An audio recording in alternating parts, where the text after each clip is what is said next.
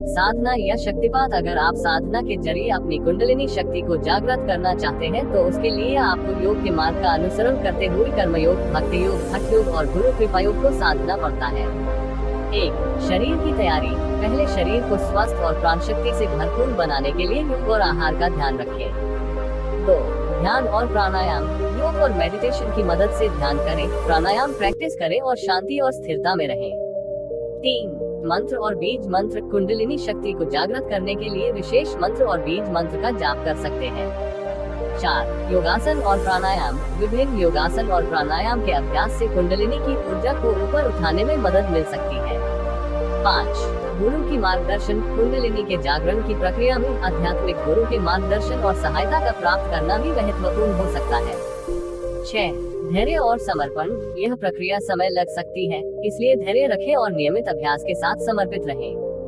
कुंडलिनी जागरण के फायदे और नुकसान। जो भी व्यक्ति अपने जीवन में कुंडलिनी जागरण से होने वाले लाभ से प्रभावित होकर अपनी कुंडलिनी जागृत करने के बारे में सोच रहे हैं, उन लोगों के लिए कुंडलिनी जागृत करने से होने वाले नुकसान के बारे में भी जानना बहुत जरूरी है। कुंडलिनी जागरण से होने वाले नुकसान के बारे में जाने बिना कुंडलिनी जागृत करना बहुत ही खतरनाक हो सकता है। कुंडलिनी जागृत करने से पहले यह जान लेना हमारे लिए बहुत जरूरी है कि हमारी कुंडलिनी मुसीबत के समय कुछ समय के लिए अपने आप ही जागृत हो जाती है और हमें मुसीबत से बाहर निकलने का रास्ता बताकर फिर से सुस्त अवस्था, सोई हुई अवस्था में लौट जाती है। यह क्रिया हमारे साथ कुदरती रूप से होती है, इसीलिए अगर इसे किसी कुंडलिनी योग के विशेषज्ञ की देखरेख में न किया जाए तो कुंडलिनी को गैर कुदरती रूप से जागृत करना बहुत ही खतरनाक हो सकता है। अपनी कुंडलिनी जागृत करने से पहले हमें अपने आप को मानसिक रूप से पूरी तरह तैयार करना होता है। एक चरम को अच्छी तरह साधने के बाद ही अगले चरम की ओर बढ़ना चाहिए। कुंडलिनी योग हमेशा किसी कुंडलिनी विशेषज्ञ की सलाह और निगरानी में बहुत ही सावधानी से किया जाना चाहिए। 1. पहला चक्र जागृत होने पर हमारी मूल जरूरतें पूरी होने लगती है। 2. दूसरा चक्र जागृत होने पर हमें रचनात्मक शक्ति मिलती है। 3. तीसरा चक्र जागृत होने पर हमारा आत्मविश्वास बढ़ता है। 4. चौथा चक्र जागृत होने पर हमारे अंदर खुशियाँ और प्यार की बढ़ता है। 5. पांचवा चक्र जागृत होने पर हमें प्रभावशाली वाणी मिलती है। 6. छठा चक्र जागृत होने पर हमें बहुत सारी शक्तियाँ मिलती है। 7. सातवां चक्र जागृत होने पर हमें आत्मज्ञान मिलता है। कुंडलिनी जागरण के नुकसान। 1. मानसिक संतुलन बिगड़ना। कुंडलिनी जागृत करने का लक्ष्य ही मन को मिटाना और इस पर विजय पाना होता है। इसीलिए इसमें एक चरम ऐसा भी आता है जहां पर हमारा मन अपने आप ही विचारों से भर जाता है और कभी विचारों से खाली होने लगता है। बहुत कुछ मन में एक साथ आता है। ऐसा इसलिए होता है क्योंकि मन अपनी सत्ता मिटने नहीं देना चाहता। इसी वजह से हमारा मन कई तरह के भ्रम पैदा करना शुरू करता है, जिससे मानसिक संतुलन बिगड़ने लगता है। 2. भ्रम पैदा होना।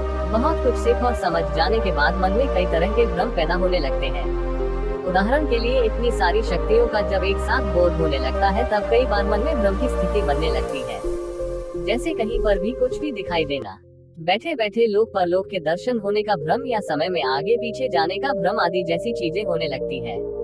ऐसा ज्यादातर सभी कुंडलिनी के सभी चक्रों को एक साथ जागृत कर लेने की वजह से होता है। 3. असाधारण चीजें दिखाई देना। जब दिव्य दृष्टि, जिसे हम भूत या भविष्य में घटित किसी भी घटना को देख सकते हैं, जैसी शक्तियां हमें प्राप्त होती हैं, तब हमें इन सब शक्तियों को अच्छे से संभालना नहीं आता। इन सब शक्तियों पर अच्छे से कंट्रोल न होने के कारण हमें जो चीजें नहीं भी देखनी चाहिए या जिन्हें हम नहीं भी देखना चाहते, वह सब भी हमें दिखाई देने लगती है, जिसके कारण बहुत से लोग जिनकी तीसरी आंख खुल चुकी है या जिनका कुंडलिनी जागरण हो चुका है, वह अपनी तीसरी आंख को बंद करवाना चाहते हैं। 4. अनजानी आवाजें सुनाई देना। कुंडलिनी जागरण में दिव्य दृष्टि के साथ साथ दिव्य श्रवण की भी शक्ति प्राप्त होती है, जिसमें हमें भूतकाल में घटित हुई आवाजें भी आज वर्तमान में सुनाई देने लगती है। जिसे इस विद्या पर नियंत्रण नहीं, उसके लिए यह सब आवाजें एक बुरा अनुभव हो सकती है। असल में कुंडलिनी जागरण में अपने सभी चक्रों को एक साथ जागृत करने की भूल कभी ना करें, क्योंकि इनसे मिलने वाली सभी शक्तियों को एक साथ संभलना बहुत मुश्किल होता है। हमें हमेशा कुंडलिनी जागृत करते समय सभी चक्रों को और उनकी शक्तियों को पहले एक एक करके अच्छी तरह से साधना चाहिए। ज्यादा लालच में आकर किया गया हर एक काम रैक की खाई में धकेलता है। एक शक्ति पर नियंत्रण पा लेना के बाद ही हमें दूसरी शक्ति की तरफ बढ़ना चाहिए। 5. चक्र आना और सिर दर्द रहना।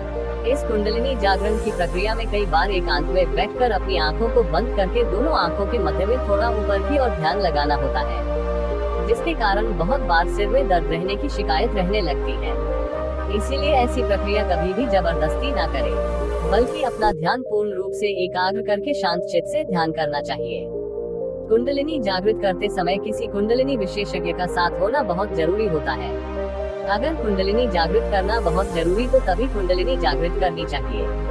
यह काम हमेशा किसी कुंडलिनी विशेषज्ञ की सलाह से ही करना चाहिए, नहीं तो इससे हमें लाभ की जगह हानि भी हो सकती है। कुंडलिनी जागरण से मिलने वाली सभी शक्तियों को अच्छे से वही इस्तेमाल कर सकता है, जिसके अंदर साहस, धैर्य, दानशीलता, ठहराव, प्रेम, उपकार जैसी चीजें हैं, वही व्यक्ति इन सभी शक्तियों को संभाल कर रख सकता है। आपको ये वीडियो कैसा लगा? कृपया अपनी राय कमेंट्स में साझा करें और हमारे चैनल को सब्सक्राइब करना न भूलें। धन्यवाद और मिलते हैं अगले वीडियो में।